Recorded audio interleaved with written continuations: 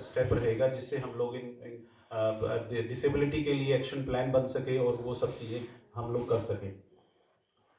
हमारे बीच में हमारे राजीव सर हैं जो कि इलेक्शन कमीशन में जिन्होंने बड़े रिफॉर्म्स किए और आई थिंक हमारा जो इलेक्शन सिस्टम है अब ग्लोबली रिकॉग्नाइज्ड है। हमें ग्लोबली जाना जाता है कि Indian election system is the best in in in in the globe. तो एक बार हम जोर से ताली बजा सकते हैं उसके लिए कि एक एक उन्होंने एग्जाम्पल सेट किया। ये एग्जाम्पल मैंने सेंसस रजिस्ट्रार जनरल को भी बताया कि कैसे इलेक्शन कमीशन ने बताया कि दिव्यांग लोगों को अब घर से गाड़ी लेने आती है उनको इलेक्शन वोटिंग के लिए, जो कि एक मिरेकल था। कभी सोच भी नहीं सकते थे। उन बच्चों को तो साइड में रख दिया जाता था कि आप इलेक्शन में पार्टिसिपेट नहीं करेंगे। मीन्स उनको लगता था कि ये क्या वोटिंग करेगा, बट अब स्पेशल कार उनको घर से लेके आनी जाती है। कितने सारे दिव्यांग चैंपियंस को अब नेशनल लेवल पे, स्टेट लेवल पे, डिस्ट्रिक्ट लेवल पे बनाया था कि ब्रांड एम्बेसडर बनाया था कि वो एक अवेयरनेस कर सके। आई थिंक एक क्लिक पे वो लोग अपने आप को रजिस्टर कर सकते हैं अगर कोई दिव्यांग बच्चा रजिस्टर नहीं हुआ। कितने सारे हम लोग बैलेट पेपर्स ब्रेल में, साइन लैंग्वेज में, I think sir overall reform किया आपने। आई थिंक ईश्वर आपको लंबी उम्र दे और मैं यही practice we shared with census registrar general की ये इलेक्शन कमीशन ने किया है, तब आप भी ये कर सकते हैं। और मैंने ये देखा पिछले 17 वर्षों में, मेरा ज़्यादा इंटरेक्शन कभी नहीं रहा सरकारी लोगों के साथ, बट एक बेस्ट प्रैक्टिस देखते हैं तो लोग थोड़ा, I feel like he realise कि अच्छा इलेक्शन कमीशन ने किया तो मैं भी कर सकता हूँ। तो सर आपने एक बेंचमार्क बनाया और अब ये मेरे को लगता है और भी डिपार्टमेंट इस बेंचमार्क को फॉलो करेंगे और आने वाली जनरेशन के लिए, दिव्यांग लोगों के लिए। जैसे हमारे एक एग्जांपल दूंगा, हमारे एक कॉलोनी में एक बच्चा था, दिव्यांग था, उसको लोग इग्नोर करते थे और इलेक्शन वाले दिन वो उसको गाड़ी लेने आए तो पीपल वर आस्किंग भाई क्या हुआ, बोलते कि उनको इलेक्शन वोट डालने के लिए जाना है। तो लाइक पीपल वर, वो एक लाइमलाइट में आ गया, उसको एक मतलब एक रिकॉग्नाइजेशन मिला कि of course he is person with disability but उसको भी राइट है इलेक्शन वोट करने का। तो आई थिंक एक हम फिर से एक जोर से इस बारे में हम ताली बजा सकते हैं। हमारे बीच में हिमल तिवारी जी हैं टाटा पावर से। टाटा पावर का जो नेशनल ओलंपिक्स में सपोर्ट है वो अनबिलीवेबल है और इसमें हम टाटा पावर ही नहीं, टाटा ग्रुप्स की सब कंपनियां इन्वॉल्व हैं। कल जो बच्चे फिनलैंड जाएंगे उन्होंने पूरा एक 5 to 6 आवर्स का एक वर्कशॉप रखा है कि कैसे वो इंटरनेशनली जाएंगे, क्या करेंगे। और उनकी पूरी टीम, उनके सीईओ से लेके और पूरी टीम जो है पूरी तरह से इन्वॉल्व है इसके साथ में। आई थिंक ऑटिज्म के बारे में टाटा पावर बहुत अच्छा काम कर रहा है, उसकी अवेयरनेस के लिए काम कर रहा है। एक अभी आई थिंक मूवी भी आया, आपने देखा होगा अनुपम खेर जी का, वो भी स्पॉन्सर्ड था टाटा ग्रुप से। तो टाटा ग्रुप जो है एक आई थिंक भारत का सबसे बड़ा कॉरपोरेट हाउस है। तो thank you Himal ji for supporting this cause. और मेरे को लगता है मिलके हम इस जो हम हर दिव्यांग तक पहुंचने की जो है उसमें हम लोग आगे जाएंगे। आई थिंक मैं कुछ पॉइंट्स यूजीसी चेयरमैन सर के सामने रखूंगा क्योंकि वो सेक्रेटरी भी हैं हायर एजुकेशन के।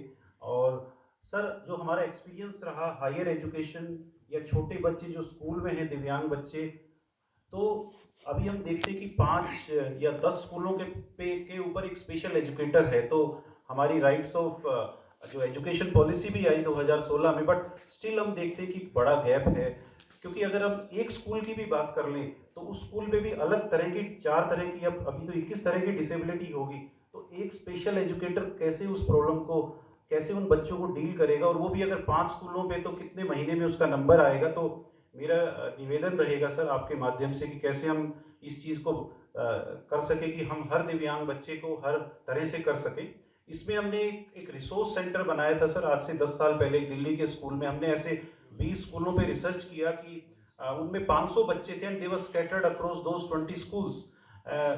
उनको कभी स्पेशल एजुकेटर ने नहीं मिला था, बट हमने एक्सेस किया, उनको पाया। उनका एजुकेशन लेवल, जो बच्चे 10th में थे वो फर्स्ट सेकंड क्लास का एजुकेशन लेवल था। बट फिर हमने एक रिसोर्स सेंटर बनाया जिसमें हमने पहले उन बच्चों का मेडिकल रिहेबिलिटेशन किया। अगर उन बच्चों को अगर इंटेलेक्चुअल हैं, कोई उनको स्पीच थेरेपी की ज़रूरत है, कोई ऑक्यूपेशनल थेरेपी की स्कूल की ज़रूरत है, तो वो हमने उनको दिया। तो पहला स्टेप हमने उनका मेडिकल रिहेबिलिटेशन रखा। फिर उनको हमने एजुकेशन के लिए स्पेशल एजुकेटर हर तरह का मुहैया कराया और फिर उनकी वोकेशनल ट्रेनिंग भी की। ये नहीं कि एजुकेशन पाने के बाद फिर वो सिस्टम से निकल जाएं। तो वोकेशनल, तो ये एक रिसोर्स सेंटर का मॉडल था जो काफ़ी स्टेट्स ने फॉलो किया। मेरे को लगता है इसको हम लोग बड़े स्केल पे भी कर सकते हैं।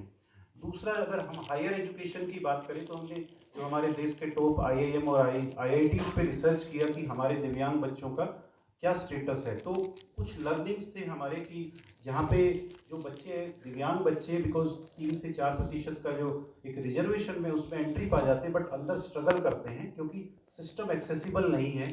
वहाँ टीचर्स जो है वो सेंसिटिव नहीं है, क्योंकि उनका दोष नहीं है, उनको अवेयर नहीं किया गया कि भाई अगर एक विजुअली इम्पेयर्ड बच्चा आईआईटी में पढ़ रहा है तो उसको किस तरह के टेक्नोलॉजी की ज़रूरत है, उसको नोट्स कैसे दिए जाएं, उसको कैसे पढ़ाया जाए।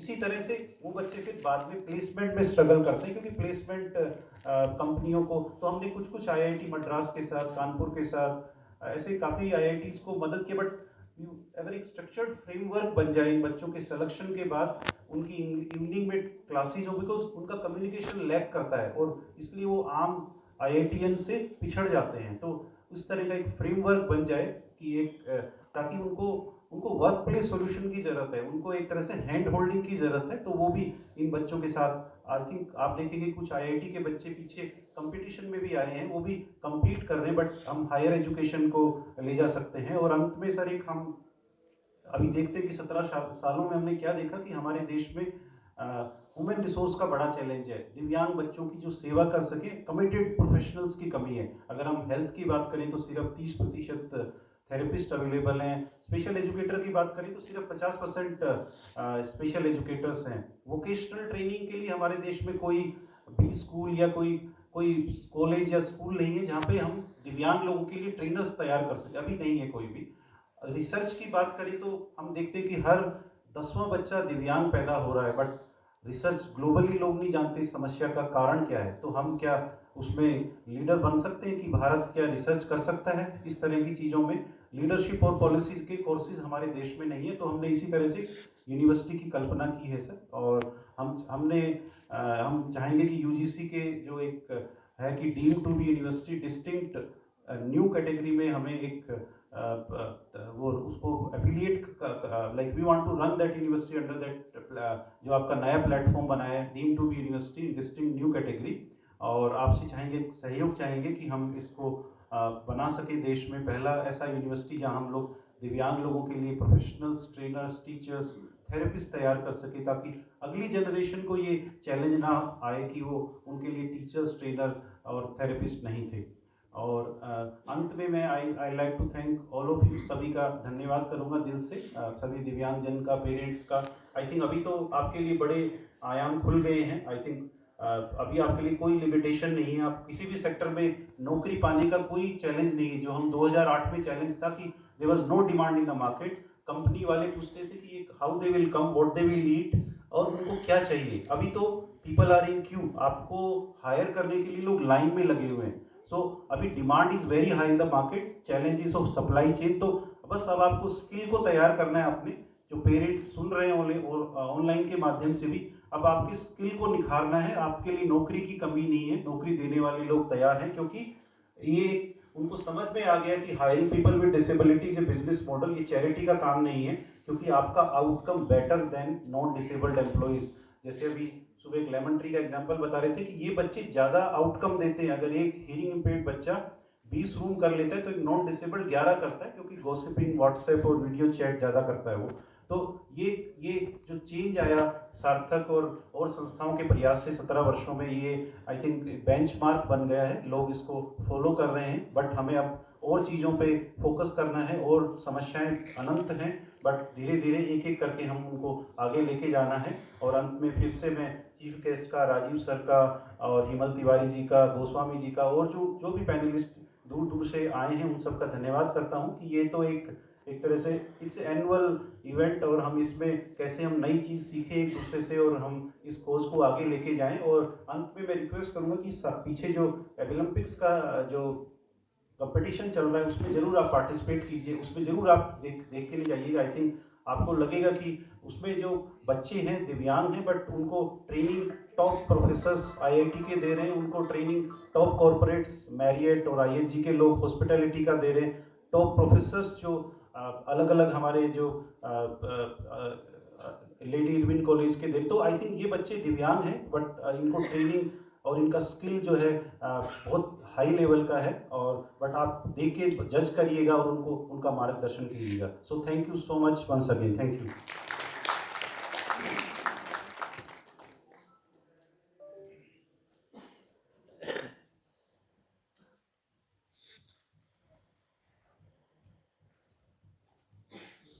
डॉक्टर अग्रवाल ने बहुत सारी बातें बोली, लेकिन अगर मैं इसको संक्षिप्त में कबीरदास जी के एक दोहे में पूरे वाक्य को सिर्फ 2 पंक्तियों में समावेश कर सकूं तो वो बड़ा उपयुक्त होगा।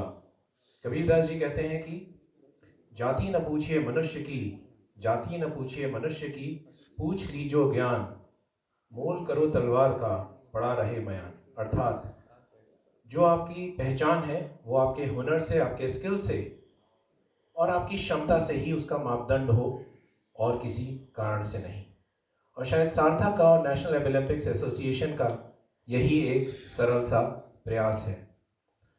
आगे बढ़ने से पहले हमने अपने सारे दिव्यांगजनों को और उनके सारे संवेदनशील साथियों के लिए एक गुत्थी में पिरोने के लिए हमने एक सार्थक एंथम बनाया है। मैं आप सबसे विनती करूंगा कि आप उसके लिए खड़े हों और उसको देखें, उसको सुने और सबसे ज्यादा उसको महसूस करें। कैन वी हैव सार्थक एंथम प्लीज?